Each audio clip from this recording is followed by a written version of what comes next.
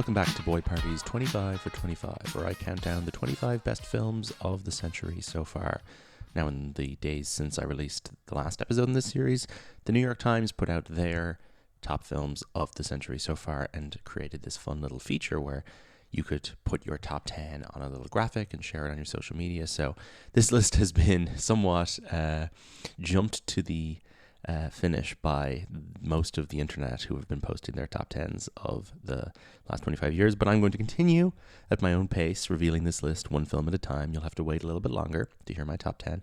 But today we are continuing the list and we are discussing The Florida Project, Sean Baker's 2017 independent I suppose, fantasy social realist drama, I would describe it as.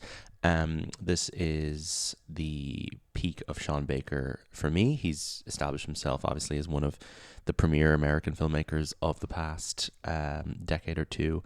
He started out making very, very low-budget films, kind of on his own. Like, he still works as his own editor, his own casting director.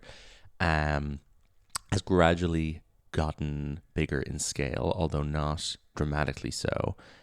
He's working with sort of the independent studios to release his films more recently, from Tangerine onwards, and still very much working independently, but of course was sort of crowned this year with the Best Picture, Best Director, Best Actress, Best Screenplay Oscars for Anora, which is just very visibly his biggest triumph to date on that level.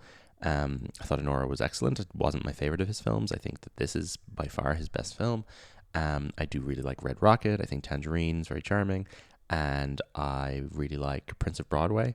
Starlet, not a big fan of. And there's one or two others I haven't seen yet, like Takeout. But I think Florida Project is his opus to date.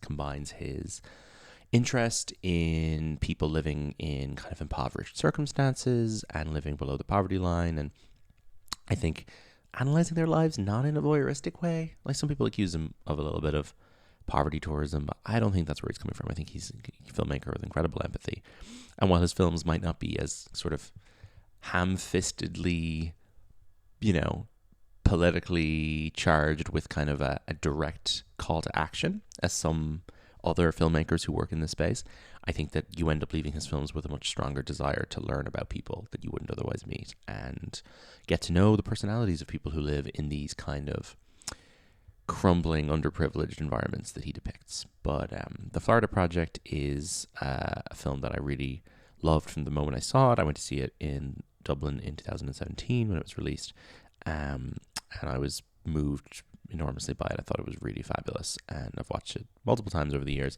I've only grown to appreciate it more and more. It's the story of a young girl, Mooney, and her mother who live in a motel, full-time permanent accommodation in this kind of multi-tier balcony motel right over the fence from Disney World in Florida. So you're looking at, I don't want to compare it directly to this because obviously it's not the same, but the way that the zone of interest depicts what's going on just across the wall from a concentration camp, this movie has a similar idea, although on a totally different environment of while people are having fun and living their sort of family holiday fantasies in Disney World, what are the people who struggle to get by living just around the corner up to? And that's what this movie's about. And it follows this girl's kind of adventures with her friends in the surrounding area of this motel, and the way that her and her friends have been able to find sources of fun, magic, wonder in such a sort of downtrodden environment, and how their lives intersect with this very sort of stern but generous property manager, Bobby, played by Willem Dafoe. One of two famous Bobbies that Dafoe has portrayed, obviously the other being Bobby Peru in Wild at Heart, a far more terrifying character than Bobby in this film. But the children are basically, from the first moment of the film, up to trouble. They're little stinkers. They're causing chaos. And their mother has a somewhat relaxed approach to discipline. Get on it. We got it. Get on it. Don't worry. Have a good time. I think it was very disrespectful. What do you want? Very disrespectful. This is not okay. Clearly, we have different. What's your name? Jancy. Jance? What kind of name is Jance? So the kids are kind of running around, causing chaos. They're incredibly endearing, wonderful children. Brooklyn Prince, the main girl, is just really a fabulous find by Sean Baker. I think she's just one of the most she's so annoying in such an endearing way, and like you can't deny how insane she's driving all the adults, but like she's brilliant to watch. And they are pestering all the neighbors, and they're pestering Bobby as well. Okay, out. I warned you, one drip and you're out. Oh, come on. Out now. It's gonna melt outside. Well, obviously, it's melting inside. But Bobby is clearly a very caring person, and he does keep an eye out for the residents and especially for the kids. There's a brilliant scene, which is kind of chilling, but also really funny, where this kind of creepy old man is hanging around with the kids, and you can tell that he's like some sort of pedophile because Bobby intervenes very quickly and basically just like guides the man away from the kids, engaging him in this ridiculous conversation. And the man is like the most hilarious, like Family Guy, Herbert the pervert depiction of, a child molester that you'll ever see. And it ends with Bobby just like kind of, assaulting him up against a vending machine, which is really funny and satisfying because the guy's obviously a huge creep. It's good. Yeah, I read in a magazine that soda's not so good for quenching your thirst. I agree. Yeah. Have you noticed that? You know what's better? What? Tea. Tea. But the kids, causing chaos does take some darker turns. There's one part where they go to an abandoned house nearby and they end up setting it on fire. This draws the attention of the mother and of the neighbors a little bit later, and the mother takes a photo of Mooney standing in front of the burning house where she just looks so sullen and the house is on fire behind her, and it's such a brilliant moment of like the type of social media behavior that young parents in the 2010s and 2020s get up to.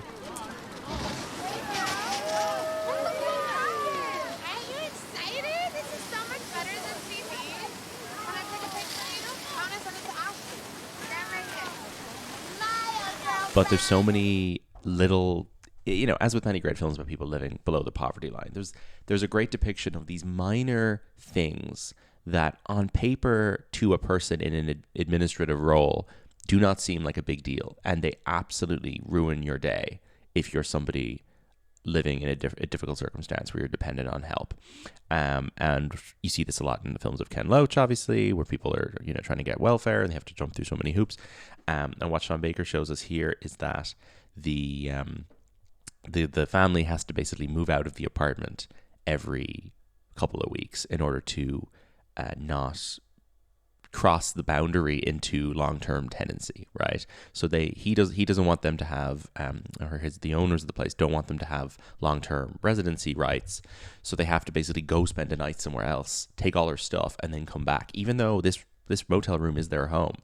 And this is just such evil, stupid bullshit, And it leads to this long extended thing where they have to go stay somewhere else, and the people in the other place have upped their prices, and it just creates so much stress for this mother and her daughter. And you're like, for the love of God, just like make life easier for them, please, everybody. I'm right across 192 at the Magic Castle. I come here once a month and the rate's $35. Yes, well, our policy has changed. You can't just change the policy. I certainly But can. what the mother is doing in order to provide for Mooney and pay the rent is she's selling sex on the side, and she's also running this kind of hustle where she sells dodgy Disney World wristbands to people, including some of the men that, are coming over and paying her. I should say that the mother is played by Bria Vinite. I don't know how to pronounce her name, but she is an Instagram model that Sean Baker discovered. He seems to spend a lot of time looking at people on Instagram. That's part of his shtick. And she's great. She's fantastic. She's such an abrasive, like, force of nature. This one, she's so loud and angry and crass and just really brilliant. And definitely like in a similar vein to the performance that Mikey Madison gave in Nora, where you're just like, I can't wait to see this person just insult everyone around her as crudely as possible. It's brilliant. But she is caught when one of the clients comes back to complain about his dodgy Disney tickets, and Willem Dafoe, Bobby, sort of intervenes and figures out what's going on. And there is ultimately an intervention by the child's social services. I'm not going away. Mom, who's outside? Nobody, baby. Don't worry about it.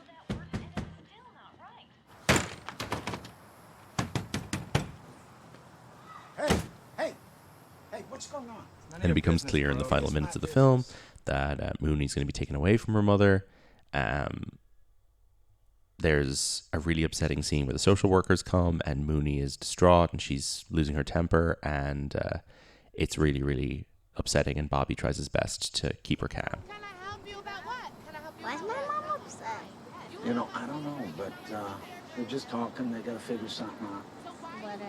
What do they have to figure anything out with? I don't know. It's some sort of confusion, but it'll be fine. Okay? Mom! There's also some random improvised scenes thrown in throughout the film, like one where Willem Dafoe starts interacting with a group of cranes, like the birds, outside the motel, that I believe is just like completely improvised because they were hanging around that day. And it just adds such texture to this film, which is all shot in these like sweeping handheld camera movements and just has a really like dreamy atmosphere that you just get so caught up in. Yeah, you gotta go home. There's cars coming through here. We got. And the film has this really memorable, striking and weird ending where just as Mooney's about to be taken away by the social workers, her friend who lives downstairs grabs her hand, and we switch to iPhone footage, which is something Sean Baker had previously used in Tangerine. And Mooney and this other girl run into Disneyland, and it's shot on an iPhone, and this was later revealed to be illegally recorded footage that Sean Baker got in Disneyland. And knowing that, it just feels so punk that they did this. And the film ends with just this crazy kind of hallucinatory sprint into Disneyland. Like they burst through the barriers and they get in there to this kind of world of wonder that they've been deprived of for their lives so far.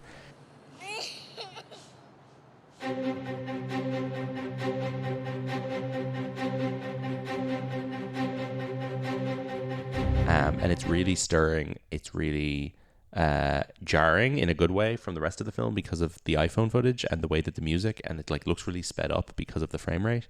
And it's brilliant. It's such a great ending. And this film just works so well from start to finish. I love it. I think it's fantastic. So that's The Florida Project. That's the latest film on my top 25 films of the last 25 years. Please tune in again for the next installment, and you can find regular episodes of Boy Party every Tuesday at boypartypod.com. Thank you.